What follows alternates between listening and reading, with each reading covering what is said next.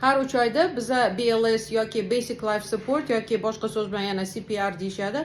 O'shani, ya'ni odamlarni jonlashtirish, masalan, birovni yuragi to'xtab qolgan bo'lsa, ularga qanaqa qilib mana shu kompressiya qilib, ularga qanaqa qilib sun'iy nafas berishi, o'shani o'rganishimiz kerak, bilishimiz kerak va uni teoriya qismi bor, teoriyasini qilib bo'lgan edim va hozir praktika qilishim kerak.